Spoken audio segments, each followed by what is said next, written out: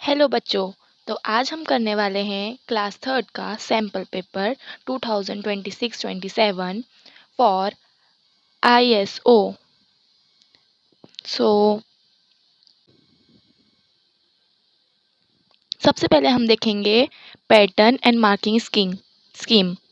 सो यहाँ पर total 35 question पूछे जाते हैं जिसके लिए टाइम लगता है 1 आवर का। नंबर ऑफ क्वेश्चंस होते हैं लॉजिकल रीजनिंग के 5, साइंस के होते हैं 25 एंड अचीवर सेक्शन के होते हैं क्वेश्चन 5। और मार्क्स की बात करें हम तो लॉजिकल रीजनिंग पर एक क्वेश्चन पर 1 मार्क्स, और साइंस में भी 1 मार्क्स, और अचीवर सेक्शन में एक क्वेश्चन पर 2 मार्क्स मिलते हैं। और यही हम सिलेबस की बात करें तो सेक्शन 1 में patterns, analogy and classification, alphabet test, coding decoding, ranking test and ये सब मिलता है। सेक्शन 2 में plant and animal, bird, food, housing और ये सभी चीज़ें आती हैं। देन हायर सेक्शन 3 में हायर ऑर्डर थिंकिंग क्वेश्चंस, जो कि सेक्शन 2 के सिलेबस पर होता है। सो अब हम स्टार्ट करते हैं लॉजिकल रीजनिंग से।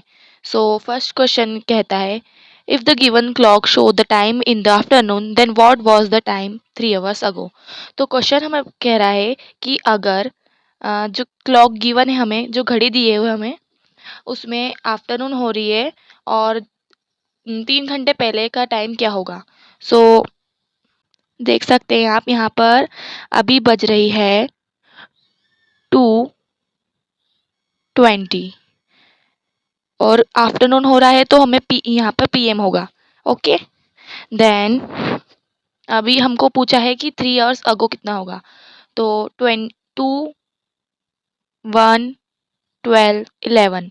सो 11 होगा, 11:20 होगा।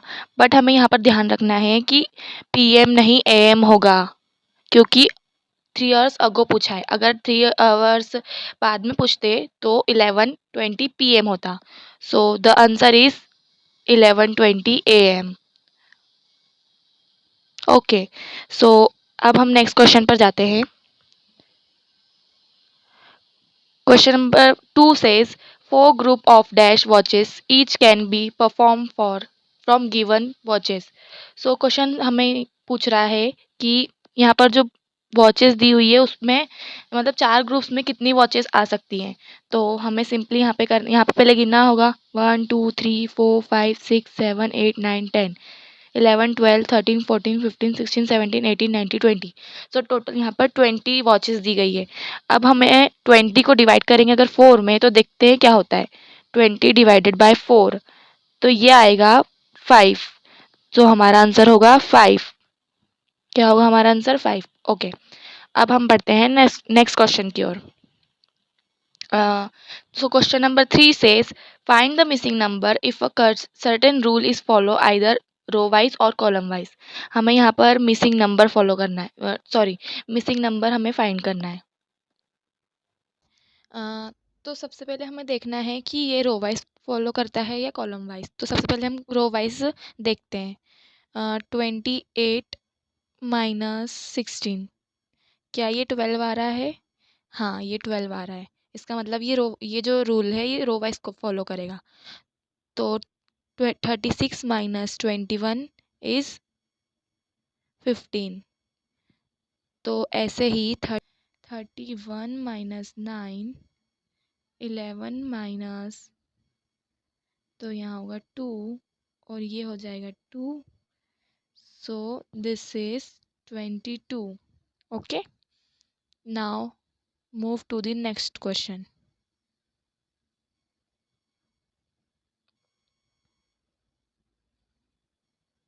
The question number 4 says which of the following plant has similar leaf as maple plant।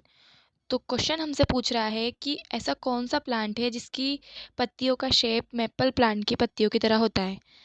तो क्या पाइन का होता है? नहीं। कोकोनट का? नहीं। लोटस का? नहीं। पपाया का। Okay. Now move to the next question. The nest shown in the given picture is made by. जो नेस्ट जो शो हो रहा है हमें पिक्चर में, ये किसने बनाया है? तो ये बनाया है टेलर बर्ड ने। ये जो है ये टेलर बर्ड अपना घोंसला इस तरह से बनाती है। Okay, move to the next question.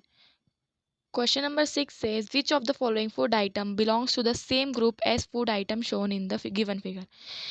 जो फिगर में हमें फ्रूट दिए हुए हैं वो किस से बिलोंग करते हैं? तो यहाँ पे एक फ्रूट भी दिया हुआ है और यहाँ पर एक वेजिटेबल भी दी है। So this the answer is tomato. Okay, now move to the next question. Which of the following statement is correct about the heavenly body X shown in the given picture? सो ये जो x body है ये क्या है? ये अर्थ है। तो उसमें पूछा है कि इससे रिगार्डेड मतलब इससे कौन सी पिक्चर जो है मतलब कौन से स्टेटमेंट सही है इससे रिलेटेड। सो हम एक एक करके स्टेटमेंट पढ़ेंगे, देन हम देखेंगे कि कौन से सही है इस स्टेटमेंट से। Okay, so number A, X cast a shadow on the moon during the lunar eclipse. जो ये एक्स है मतलब अर्थ है जो वो मून शेडो करती है मून को लूनर एक्लिप्स में। तो ये सही बात है। Okay, now the moon cast a shadow on X during the solar eclipse. जब मून है मून शेडो एक्स के ऊपर करती है जब सोलर इक्लिप्स होता है। तो ये बात भी सही है। सो सो ऑप्शन होगा A and B, option D होगा। Okay, now move to the next question. The question says X has a definite volume and shape, but it cannot be compressed or poured. X, तो X क्या होगा? तो ऐसी कौन सी चीज़ है जो जिसकी डिफाइनाइट वॉल्यूम होती है, जिसका डिफाइनाइट शेप होता है और वो कंप्रेस नहीं हो सकती? डीजल। डीजल तो लिक्विड है, उसकी डिफाइनाइट वॉल्यूम नहीं होगी। सॉरी, डिफाइनाइट वॉल्यूम तो होगी पर डिफाइनाइट शेप नहीं होगा। तो ये तो नहीं होगा। लेमनेड, लेमनेड भी लिक्विड है, उसकी डिफाइनाइट शेप नहीं होगी। ऑक्सीजन, ऑक्सीजन तो एक गैस है, इसको हम कंप्रेस कर सकते हैं। तो आंसर क्या होगा?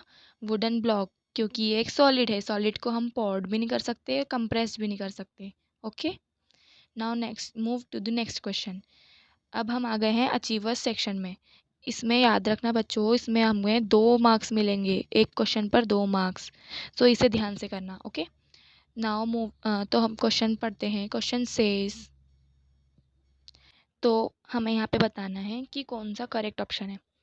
तो हम पढ़ते हैं option A, W can be steel spoon whereas X can be cello tape. So flexible, जो W है वो स्पून है, स्पून फ्लेक्सिबल होती है? नहीं होती, तो ये तो सही है। X can be cello tape flexible होती है? नहीं। Okay, X can be wooden block whereas Z can be rubber tube. X जो है वाटरप्रूफ होता है? नहीं, वुडन लॉक कभी भी वाटरप्रूफ नहीं होगा। Z can be rubber tube, Z waterproof होती है? हाँ, तो ये ऑप्शन भी गलत होगा क्योंकि यहाँ पर टिक लगा हुआ है, मतलब यहाँ पर राइट लिखा हुआ है। ठीक, C, W can be glass tumbler where S Y can be wooden lock. तो डब्ल्यू है, डब्ल्यू मतलब ग्लास टम्बल, वो पानी पे फ्लोट कर सकता है? नहीं कर सकता, तो यहाँ पर सही लिखा हुआ है। Y can be wooden lock, Y wooden lock हो सकता है क्योंकि वो वाटर पर फ्लोट करता है। तो हमारा ऑप्शन क्या होगा? C is the correct answer. Okay, now move to the next question. Unscramble the letters given in column 1 to obtain the name of different occupation and match them with column 2। सो हमें इसमें जो unscramble letters है उनको column 2 से match करना है, जो कि एक डिफरेंट ऑक्यूपेशंस के नेम है।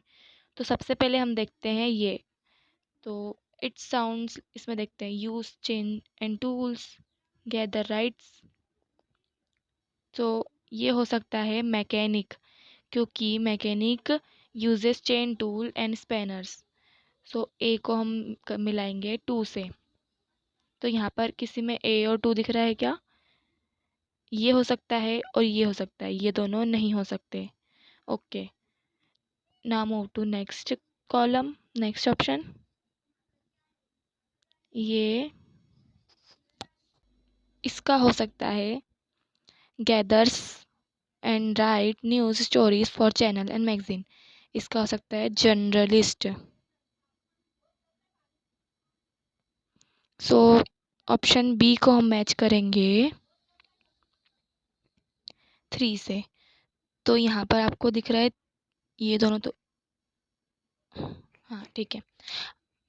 यहाँ पर एक सेकेंड, हम बी को मैच करेंगे 3 से। तो ये दोनों ऑप्शंस तो एलिमिनेट थे, इन दोनों में से कुछ होगा। तो बी का 3, so answer is D. Okay, ठीक है। So okay, so that's all. आज हमने टोटल 10 क्वेश्चंस कंप्लीट किए सैम्पल पेपर के। Thank you.